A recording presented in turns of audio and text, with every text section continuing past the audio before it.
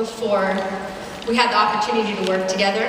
And I am so grateful that they partnered us and that you were open to me flying on an airplane to Dallas to spend one night in your amazing life, and also the opportunity just to get into partnership with you. I mean, thank you. Superstar diamond coach, top coach. I mean, it's not every day you get to have somebody who's achieved so much and moved beyond that. So thank you so much for that opportunity. Ditto. Okay, so we're here today, but before we get started to talk about the art of forming relationships, I just want to take a second to acknowledge you. I did a little nerdy math and I realized that, well, there's 7,000 coaches present. And I wish I could have been looking around the corner to see who's been a coach for 1 month and made the decision to come to Summit, or 2 months or 3 months, because here's the deal. 6% of you made the decision to come to Summit. And I don't know about you, but I've been here for 3 days and I am a radically different person. In fact, I was back in my hotel room working on this with my husband, and he would not stop talking about John C. Maxwell. I did go to the morning session. And I'm sure mind-blowing stuff, and he's telling us, well, our kids are on a summer reading program. And I'm like, no, but I want to work on this, forming relationships. So really, seriously, you're 6% of the coaching population, and we're just other coaches like you, and I cannot emphasize the responsibility that I feel to deliver like an incredible, just to do a good job and to really come from my heart. So when we talk about coming from your heart, relationships, it's not really something we can quantify, and we give you guidelines for starting conversations and things to consider, and we definitely have a lot of content, but if I tell you anything, definitely when you start to engage in a conversation with someone, you're going to be nervous and you're going to have a tendency, I know I am, you're going to want to talk from your checklist. Really try to perfect the art of coming from your heart, okay? So, moving forward. Okay, so today we're talking about building relationships. And I can tell you wholeheartedly up here, I have 100% built my business from relationships. I know that there's with network marketing, that opportunity to maybe put together a really good CEO, Carl Duggar, who are you? SEO program, and you think, I could probably build my business that way, but I tell you, relationships is what makes Beachbody successful. So today we're going to talk to you about why, who, how, where, some examples, and of course some tips to help you along the way. Exactly. So why are relationships important to people? It connects people. People care. People are fulfilled. They're loyal. And they unite people. Now the first one is connection. And when we did this yesterday, I had the opportunity to take a picture of everybody. And I don't know if you're competitive at all, but I want to take a picture of all you guys again. Yesterday's picture got about 150 likes, so I'm hoping that you guys can beat that. Are you cool with that? Okay, so we're going to take a picture together. Can you all stand up, wave your hands real high?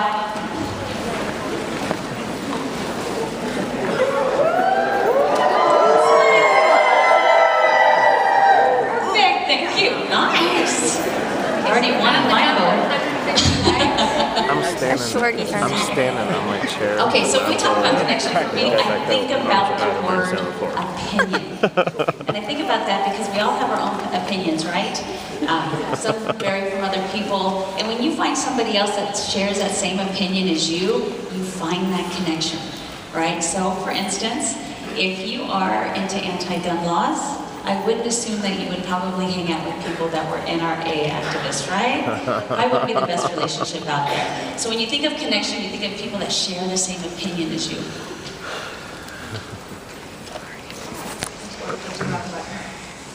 And also, I always think of this as layering, like layering levels of building relationships. Look at that picture. So when people start to connect, they start to care. And I always think of empathy with caring, especially from the perspective of coaches and building relationships. So let me know, how many of you have had a testimonial with a Beachbody program or product? Raise your hand. Excellent. So a lot of us, what ends up happening is we start off, when we meet somebody, we're here in this continuum, we've created a result that there are people that we're getting from that beginning level, and so we can empathize what their challenges will be, and that's what we can bring to the table, is that empathy. Fulfillment. Have you heard that you spend the first half of your life creating wealth and the second half either giving it away or looking for significance? So I'm about to be 40 here, and I can start to see that change. But I do think that coaches in general have that fulfillment need earlier in life. Are you not more excited when your coach comes to you with some sort of success story that they've had, whether they've reached a goal weight-wise or financial-wise, as opposed to just having a bigger check, right? Yep. That's us. We love that feeling of fulfillment. Absolutely, and the deeper people connect, loyalty becomes established. Of course, I think of the Turbo Girls and guys. Are there Turbo Girls and guys in the room? Also, on the most fundamental, we're both dog lovers. Yes. And, oh yeah, I have a dog ranch.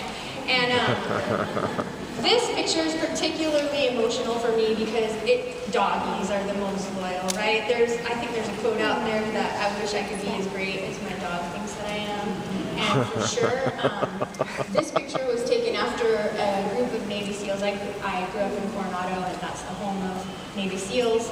And there was a helicopter shot down in Afghanistan. Very sad, tragic. The boys were brought home, and the loyal dog laid at the casket of one of those fallen soldiers. So, I mean, there isn't anything more easy to recognize loyalty than from a puppy. Is it this? Oh. That's loud. Everybody, that's Gary back there. Gary, come wave. He's our sound guy. And then next is Unity. How many were at the super workout this morning? Isn't that exciting? 7,000 people working out together. And that's Beachbody, right? And then I also use the example that where do we live? USA, the United States of America. There's 50 states, and every state has their own view, right? But we are all united, right, for the same purpose. So unity is very important for people. I mean, even when these Beachbody coaches you see up, and Canada, bless you, that soon to be all over. Keep my fingers crossed for that. That all the t-shirts that you see of all these different teams, I mean, we are separated when it comes to that. You've got your own leader, you've got your own team, your own organization, but we are all united, having the same purpose. So levels of relationship. So no matter what level you are working with somebody in the relationship, you have one question you constantly need to be asking yourself, and that is, am I creating value in this relationship?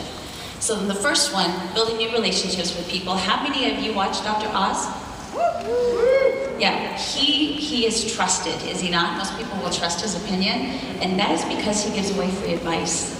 So I've kind of taken a hold of that, and that's how I build new relationships with people that I don't know yet, is I do free challenges. I will do a free 30-day challenge without any expectation of anybody buying anything ever. I want to create trust with those people. And I also give free advice on social media. And that gets eyeballs on me of people that don't know me yet, but they're going to go ahead and start trusting me because I'm trying to help them without any expectation whatsoever. The second one is building a relationship with established friends and acquaintances. How do you do that?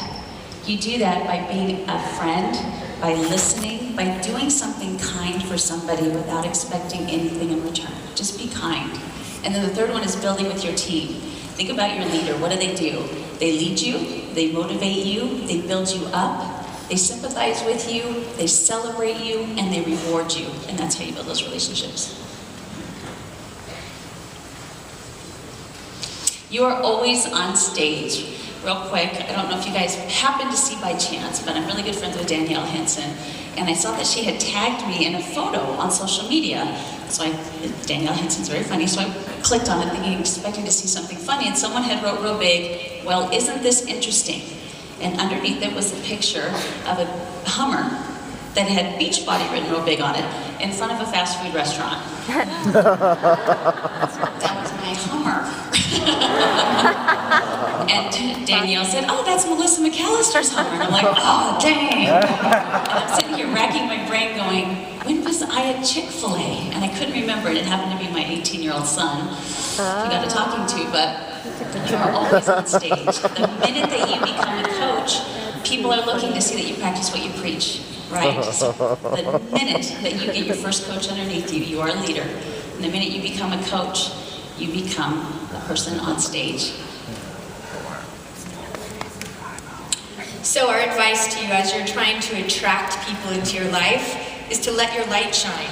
And I'm not talking about, look at me, I'm so amazing, or that I'm a big diva, or going off on your rants and rages. I'm talking about definitely sharing a bigger, better life, committing to a bigger, better life, and letting your light shine. If you get elite, definitely share that. If you rank advance, definitely share that. If you have some challengers who are succeeding, definitely share that. If your kid won a baseball game, think about it. Whatever it is that's going to motivate you to let your light shine, definitely do that. One of the things that I fail to do is to initiate that as much as I'd like to. I aspire to be the one who starts the party, but I like to refer to myself as the person who's the third person to the party. So definitely, I'm always looking for that leader to jump in front of me and get crazy, and then I'll follow behind them. Not second, but third. So I'm just saying, what could happen if all of us walked away from Summit and we just operated 2 levels ahead, just 2 levels outside of our comfort zone? We talked to that many more people per day. We did not settle for just worrying about maybe 2 or 3 people who might not like what we have to say, but worry about the other, the 97% who really think that we have value to add. Absolutely. Passionate, fun, and positive. That is what we try to emulate. As coaches, we want people to know that that's who we are. How many of you follow all the top coaches on social media and stuff? Yes, and you notice that they all have a passion and a fun side. Of course, they're always positive, but let's think of Wayne Wyatt, for instance. Tell me some things. Can you yell out some words that describe him outside of Beachbody? What? I heard faithful. Yes, faithful. Orthodontist. Orthodontist, yes. Family. Family. Yes, family's got lots and lots of kids, doesn't he? And then I'm a huge follower of Hillary Kelly as well, and her pictures are always beautiful on Instagram and Facebook. And it's always, she lives in Florida, and she's always at the beach with her family, and she's just such a family person, and she's so fun. And there's Lindsay Matway, who has a crazy sense of fashion, and then Janelle Summers, who is known for her what?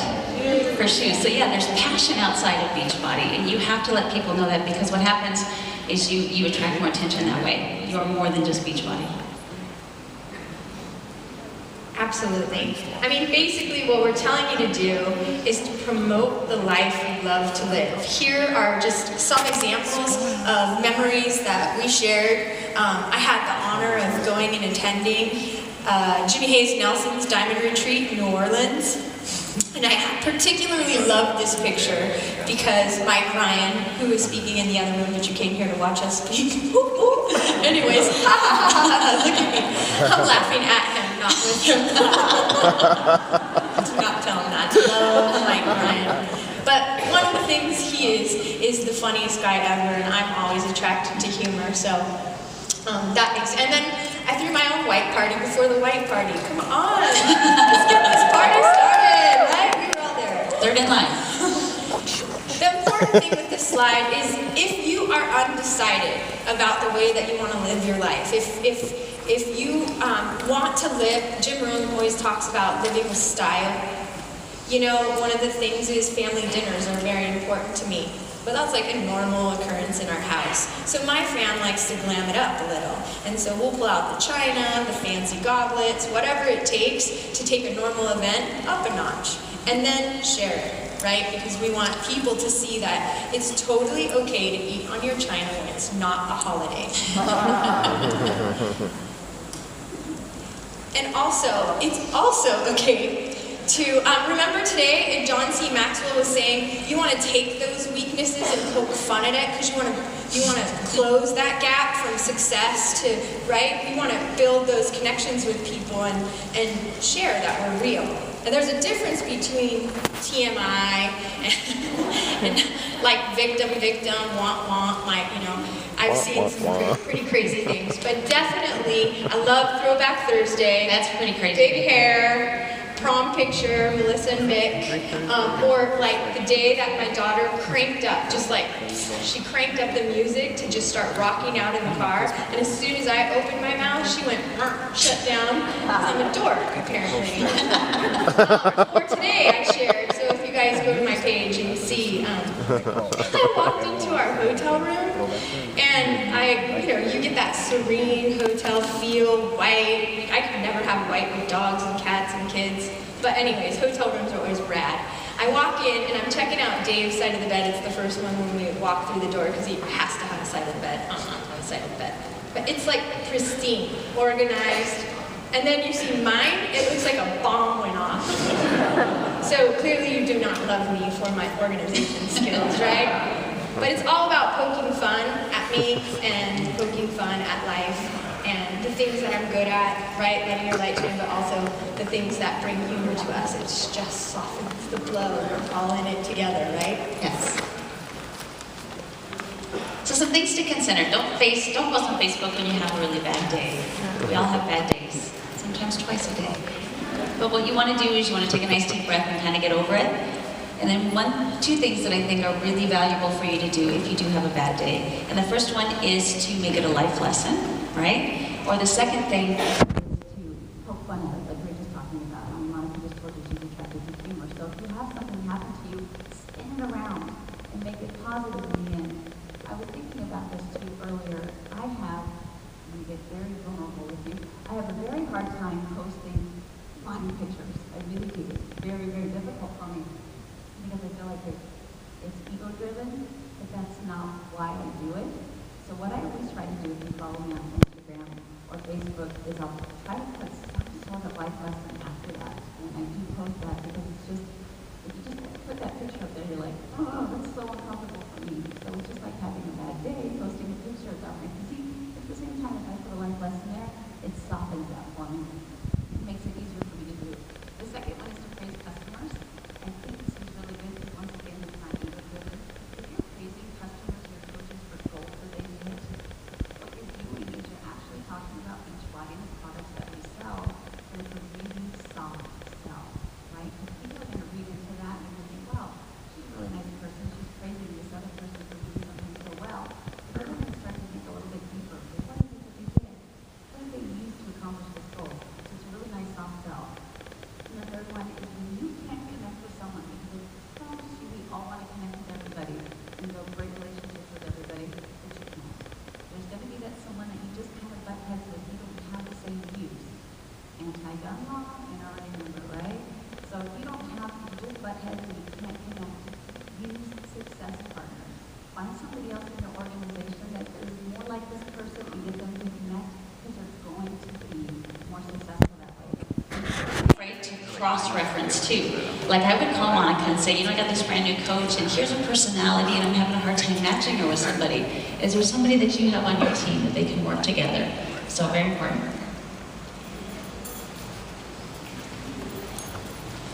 So once you have established the life that you want to promote so that you can start to attract people, you want to start to you want to commit to some behaviors so that you can bridge towards others.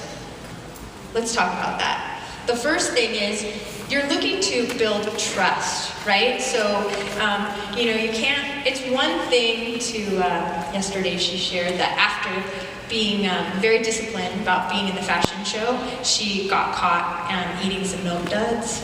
And I know Jimmy Hayes Nelson is like notorious about photographing his cheat meals, and right? But there's no question that he is somebody that is valuable, that does what he says he's doing, that he's walking the walk, right? It's like, you don't get to like isolate their life to this one cheat. It's totally deserved. So you're trying to build trust, so have integrity. You know, be authentic about the way that you live life. If you are cheating on your nutrition plan all the time, people are going to know that you are cheating on your nutrition plan all the time. You're looking to build trust, so commit to that. Surprise people. You really want to surprise people, don't be vanilla. Think about other flavors. And I know we just had Vanilla Shakeology come out, and how many people posted day one, Vanilla Shakeology is available now. You want to get it out there as fast as you can, but if you just slow down and take a couple of minutes to try to catch somebody's attention, right? Instead of just saying we've got Vanilla Shakeology, I actually wrote on my page that we came out with a blonde Shakeology. And that kind of caught people off guard. They're like, blonde? What's blonde Shakeology? And then I made a joke about it. We've got blonde, don't worry, brunettes. We still have chocolate Shakeology as well, you're fine. And the strawberry-free redheads. So I just, kind of just a little bit to make people slow down, because there's probably 200 other posts about Shakeology vanilla coming out. But if you just do something that's just a little bit different, you're going to catch them off guard. Yeah, and come from a place of understanding. You know, I heard Carl say when he did his opening speech that we're in this position where we've got on a healthy nutrition plan, on a fitness program. We start to surround ourselves with people who are crazy enough to do the ultimate reset, even. So, you know, we're in this community. We're almost in this isolated community, and what can happen is we can start to forget, like, Fat Monica, the old Monica, right? I should probably never talk about myself like that, but I did. I just did. So, what you want to do, though, is make sure that you suspend judgment and, you know, practice loving and caring and empathy and compassion. Yes, have credibility as well. You do not have to have a degree in nutrition. You do not have your personal training certificate. But what you want to do is have a broad understanding of our products. I'm not going to put anybody on the spot like I did yesterday, but do you know how many grams of protein are in Shakeology? 17. Hey! Those little simple things that you know someone's going to ask you about, or how many calories are in Shakeology, for you to know that off the top of your head gives you credibility.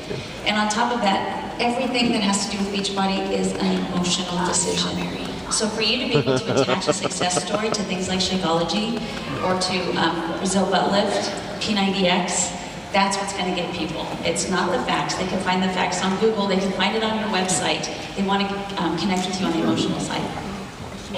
And that's a really good point, because we want camaraderie here. We're coaches. I mean, she's a fitness expert. I am not.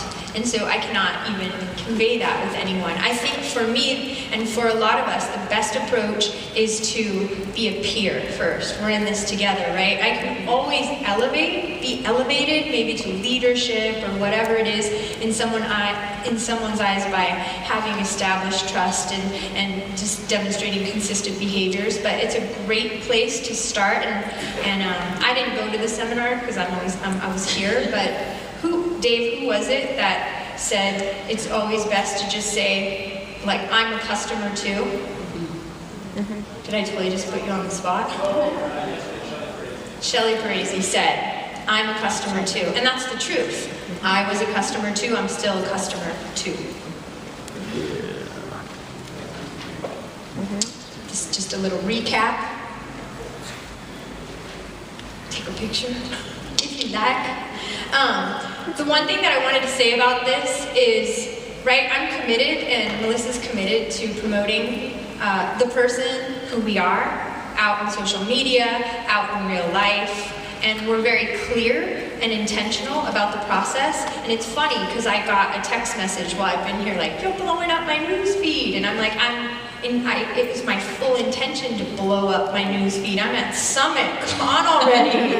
You know, 7,000 of us, the energy's like, you know? So I feel like my news feed is probably, you know, a visual display of my energy level, But anyways, but then she texted me, and I was like, why is she gonna say that? Why is she telling me that? She's stressing me out.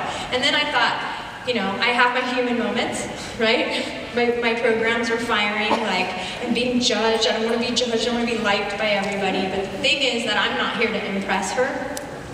And when I took a step back, I'm like, I am here to blow up my newsfeed for the very specific purpose to attract people into my life who I want to love on and who I want to connect with.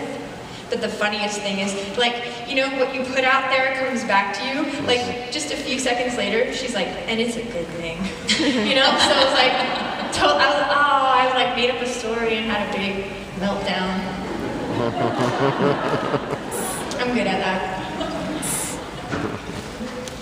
So now we're going to talk about that like scripted thing you could go through, to start to connect with people. These are probably the most popular, I would say, passion points, right? People love to talk about their family, their occupation, their recreation, and the message.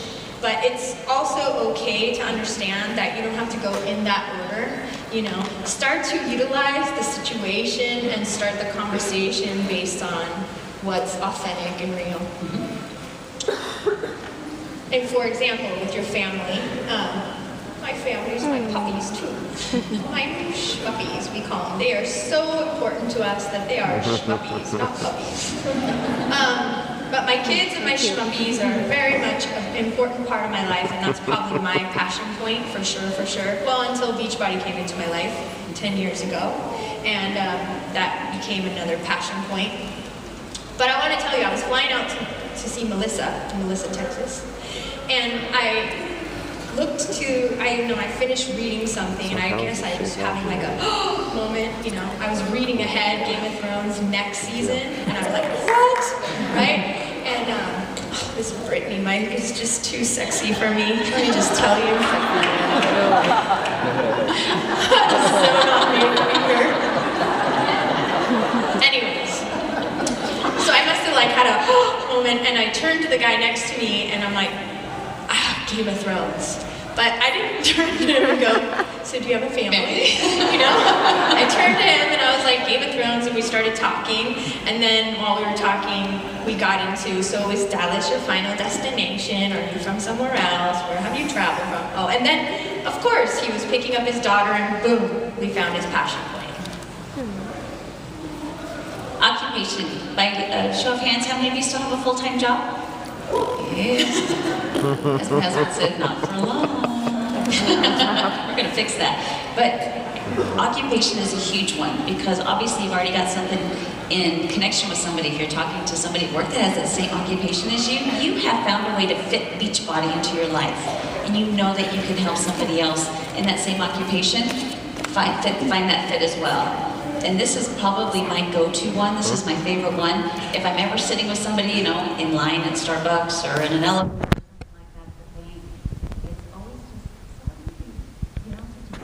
ask somebody, and they'll tell you, you listen, and then what are they going to say back to you, just automatically? What do you do? And there you go. There's your opportunity to mention Beachbody and what you do. It's a great segue. They don't say that back to me, because usually when you do, they tell me to go, oh, it sucks.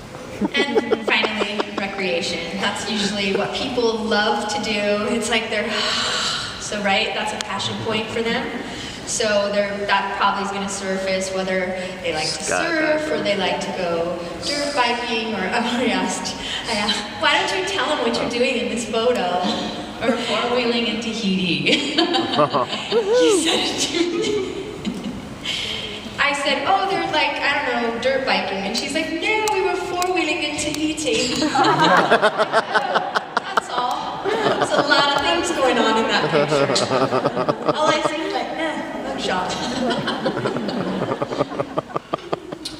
Okay, if there's anything that you can walk out of this seminar with, anything, it's that if you